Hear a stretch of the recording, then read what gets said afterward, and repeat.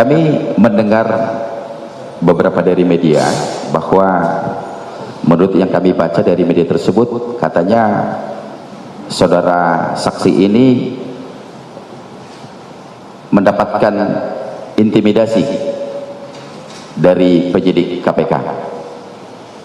Bisa dijelaskan nggak intimidasi semacam apa, saudara saksi? Iya, jadi yang mulia, saya ini juga saya agak curhat sedikit mungkin yang mulia ya, sambil memberikan keterangan. Saya ini kan sudah dinyatakan bersalah menurut putusan yang 28 tadi. Saya sudah divonis dan saya sudah menjalani semua proses-proses hukum dan semua proses-proses. Pada saat masa percobaan saja bisa dilihat saya juga melapor ke Bapas. Bahkan kalau saya pergi saja ke Bandung yang dekat dengan rumah saya juga tetap lapor. Saya tetap, bahkan saya berfoto di mana saya tinggal gitu loh. Karena saya berupaya untuk menunjukkan saya ini warga negara yang kemarin salah, iya, saya mau menebus kesalahan saya. Nah, wajar dong kalau saya merasa terintimidasi karena tiba-tiba ada surat panggilan terhadap saya, diminta sebagai saksi, dan ketika itu saksi yang ini apa lagi gitu loh, karena yang saya tahu kan kemarin Harun Masiku, lah ini apa lagi gitu. Karena saya terus terang yang mulia, saya nggak mau nonton televisi, saya nggak mau lihat-lihat podcast, trauma saya yang mulia. Karena trauma itu saya jadi nggak mau saya udah menjalani kehidupan saya dengan enak, tiba-tiba saya dipanggil.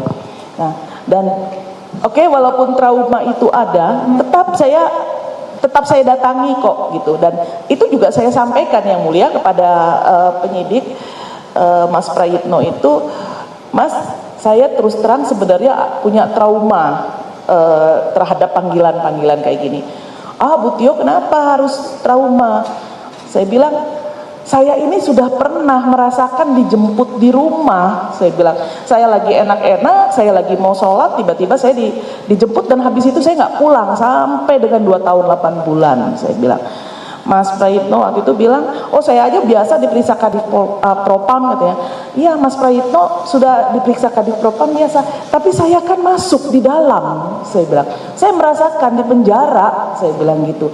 Dan keluarga saya itu sudah merasakan dampak dari saya ditangkap. Anak saya itu SMA, itu dipanggil sama gurunya di depan orang-orang, dinyatakan, ibu kamu itu koruptor. Anak saya itu, untungnya anak saya udah SMA, jadi sudah maaf agak emosional yang mulia.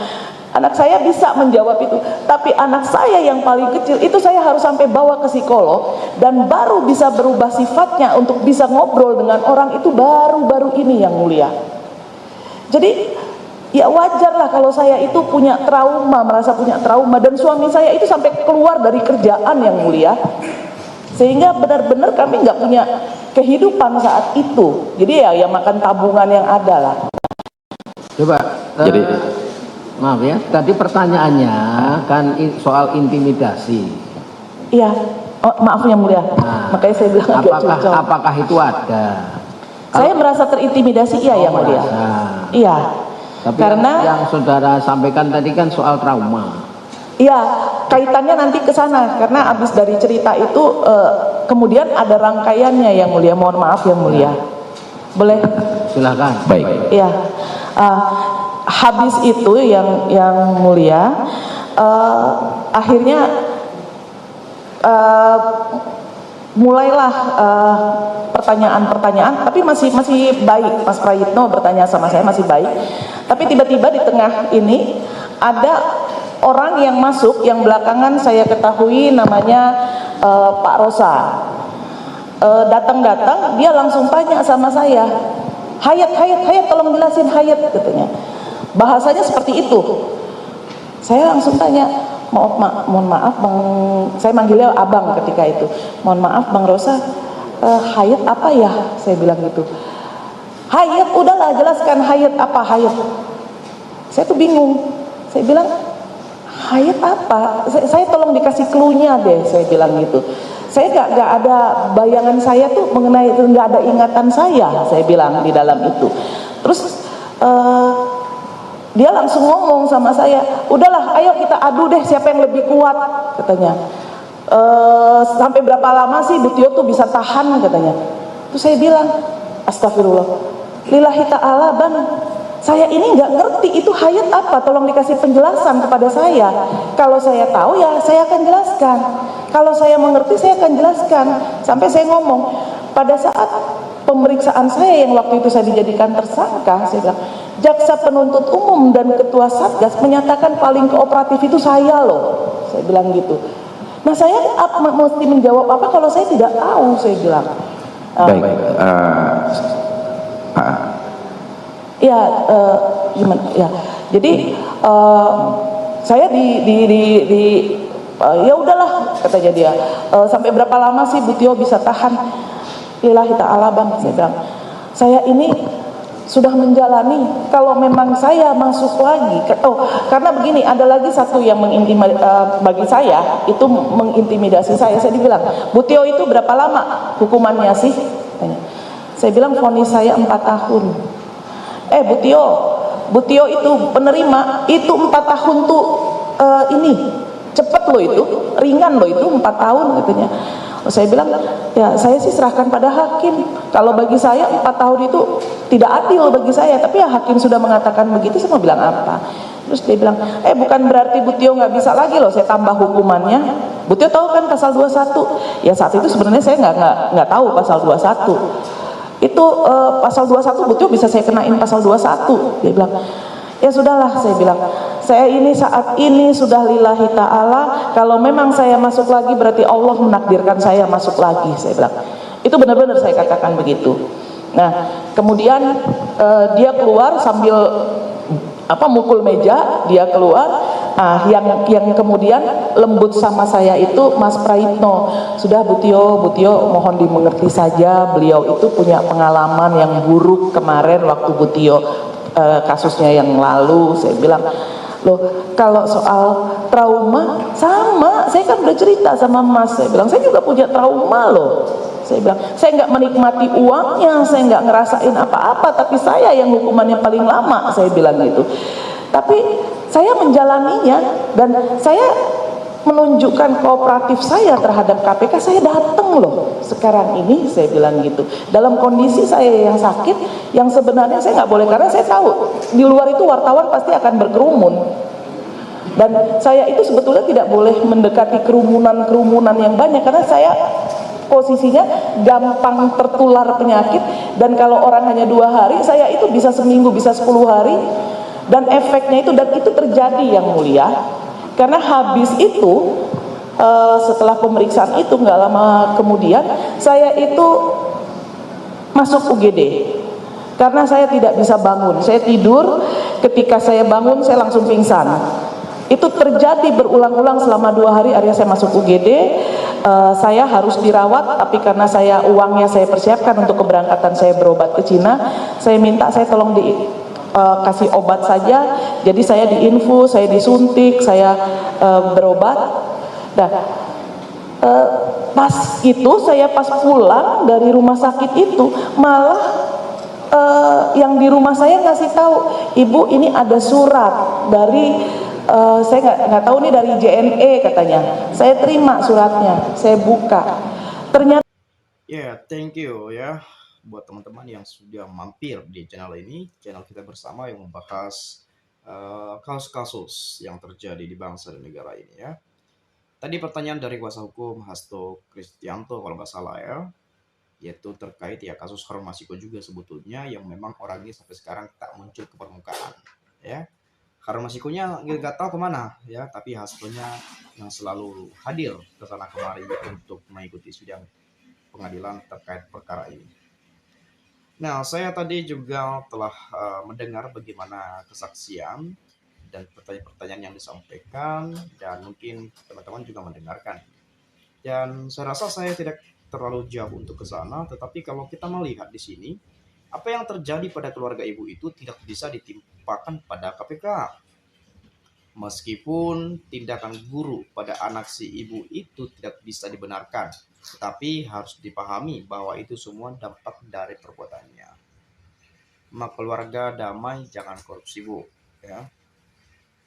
Dari pengakuan saudara Tio, jelas KPK berusaha menyuap saudara Tio untuk memberikan kesaksian yang sejujur-jujurnya. Dari rangkaian itu udah dipastikan KPK berusaha untuk menekan dan intimidasi sudah pasti.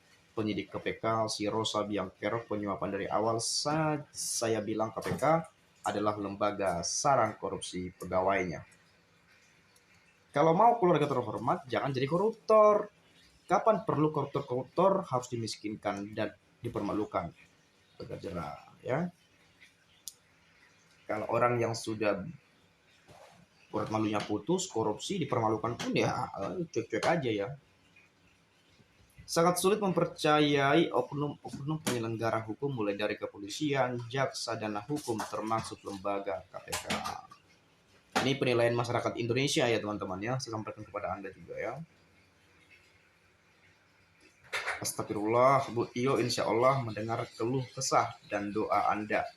Semoga Allah revals musukan seperti ini. Ini bukan intimidasi, Bu. Masalah trauma itu akibat dari perbuatan dan merasa takut bila ada hal lain yang masih tersembunyi belum terungkap. Gaji dari hasil yang tidak halal untuk keluarga sangat memengaruhi anak dan keluarga. Biasalah oknum koruptor itu pintar-pintar ciri-ciri alasan buat menutup kebusukan hingga menuduh aparat apa-apa. Zaman sekarang emang sulit dipercaya, apalagi gerombolan oknum koruptor sangat memalukan. Semoga hakim dalam memutuskan pra-peradilan ini betul-betul sesuai dengan fakta dan bukti, agar negeri ini betul-betul makin bersih dari masalah korupsi. Orang yang tidak ada keterkaitan dengan hukum tidak mungkin Anda dipanggil untuk menjadi saksi. Masuk akal juga. Terungkap bahwa penyidik KPK yang bernama Rosa terkesan tendensius terhadap PDIP. Ucapan saksi ini menunjukkan bahwa Rosa selaku penyidik tidak berlaku adil, dinilai mentarget kader PDIP.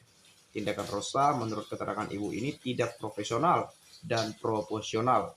Penyidik KPK bernama Rosa pantas terlapor di Dewas KPK. Makanya jangan korupsi, kasihan keluarga, penyesalan datangnya belakangan. Padahal sebetulnya kita gini ya, gimana ya, kan itu kan udah digaji, dibayar, fasilitasi, dan lain-lain. Tapi kenapa masih rakus banget untuk korupsi gitu loh ya. Padahal kita rakyat biasa, masyarakat Indonesia banyak sekali yang berusaha untuk kerja cari makan gitu loh. Mereka sudah dikasih fasilitas, sudah enak-enak gitu ya, tapi masih aja korupsi gitu ya. Memang korupsi di Indonesia ini kayak udah membudaya banget gitu loh ya. Agak lain rasa-rasanya.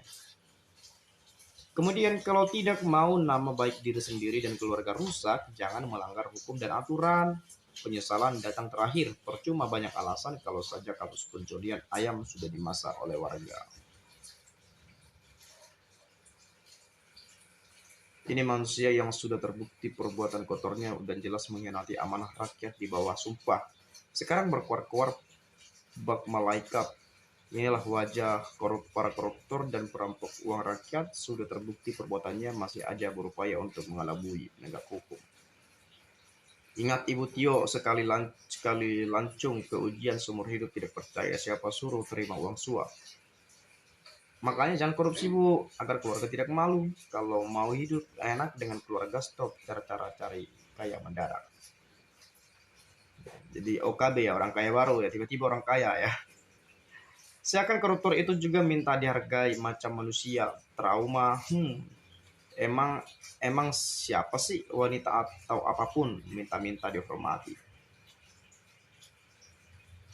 Bayangkan sekelas koruptor, korupsi, yang mau disuap-suap, berbicara begitu gitu loh ya. Kita berpikir ini ngapain seperti itu ya. Kemudian kasus ecek-ecek diulang-ulang, tuh bongkar 300 triliun, hukuman cuma kena 6 tahun. Blok Medan bongkar, private jet bongkar, pagar laut bongkar, cuman kasus tidak merugikan negara malah heboh. Nah ini juga yang sering saya katakan, kalau dikaitkan dengan kasus-kasus seperti yang disampaikan oleh kawan ini kan masih kasus receh ya. Tapi ini terus menerus yang menjadi panas. Kalau teman-teman mungkin punya pendapat, silahkan sampaikan juga nanti di komentar pada video ini. Mungkin dari saya seperti itu saja. Kita akan lanjut di video selanjutnya. Salam inspirasi, salam NKRI, harga mati.